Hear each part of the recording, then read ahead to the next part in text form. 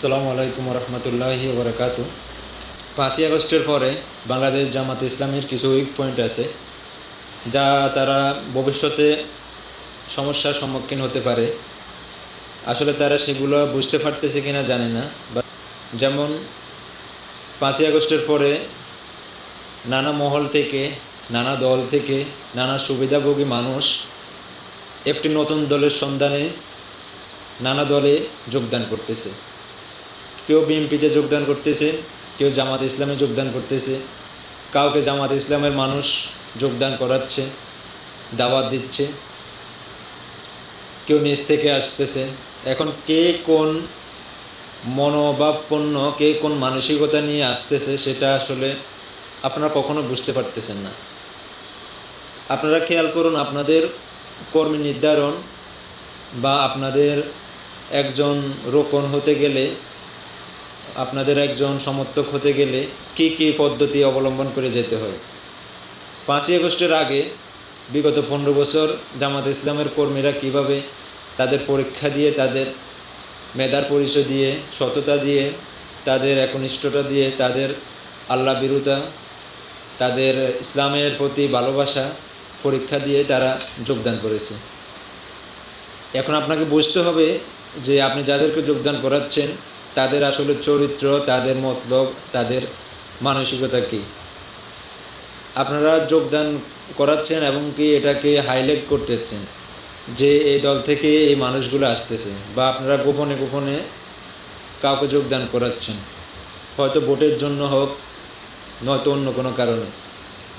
এই মানুষগুলার ভিতরে আসলে কি আপনাদের প্রতি ভালোবাসা আছে কিনা, মনুষ্যত্ববোধ আছে কিনা, মানুষের প্রতি, ইসলামের প্রতি ভালোবাসা আছে কিনা, নামাজ পড়ে কিনা, তার ইমান কি, আখলাক কি, তার কর্ম, তার চাল চলন কি, সেগুলো আপনারা কতটুকু পরীক্ষা নিতেছেন সেটা আসলে বলতে পারতেছি না। তবে যদি এগুলা বিবেচনা না করেন, পরীক্ষা না নেন, তাহলে আপনারা অবশ্যই অনেক বিপদে পড়বেন। ইতিমধ্যে অনেক জায়গাতে দেখবেন যে জামাতের এই কাজ করতেছে, বা জামাতের কেউ বড় রকমের কিছু না, ছোটোখাটোই, কিন্তু বড় রকমের কিছু করবে না, এটার গ্যারান্টি কি?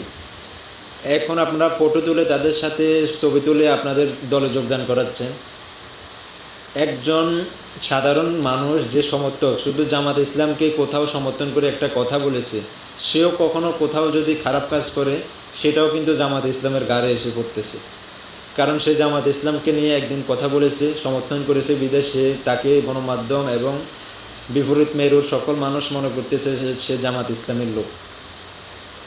এখন আপনারা যাদেরকে নতুন করে যোগদান করাচ্ছেন, কীভাবে আপনি গ্যারান্টি দিবেন যে এই মানুষটা কারো মাছ চুরি করবে না, কারো ডিম চুরি করবে না, কারো মুরগি চুরি করবে না, কারো বউকে নিয়ে বেগে যাবে না, কারো মেয়েকে, কারো সন্তানকে দর্শন করবে না, ইফটিজিং করবে না, কারো হক মেরে খাবে না। কমপক্ষে ন্যূনতম একটা পরীক্ষা, যাচাই বাছাই করার সিস্টেম তো অবশ্যই থাকা লাগবে। না হয় আপনি হুট করেই কেন আপনি জাতীয় পার্টির, আওয়ামী লীগের বা বিএনপির মানুষদেরকে এখন আপনাদের দলে যোগদান করাচ্ছেন? আপনাদের তো কর্মীর জন্য আপনারা দল করেন না, আপনাদের 2 জন কর্মী অন্য দলের 10 জন কর্মীর সমান। আমরা যারা সাধারণ মানুষ আছি, আমরা মনে করি আপনাদের কর্মী, আপনাদের রোকনদের, আপনাদের মানুষদের সেই যোগ্যতার কারণে আপনাদেরকে ভালোবাসে। কিন্তু এই যে নতুন মানুষগুলোকে আপনারা দলে যোগদান করাচ্ছেন, তাদের কি যোগ্যতা আছে আপনাদের সাথে অ্যাড হওয়ার?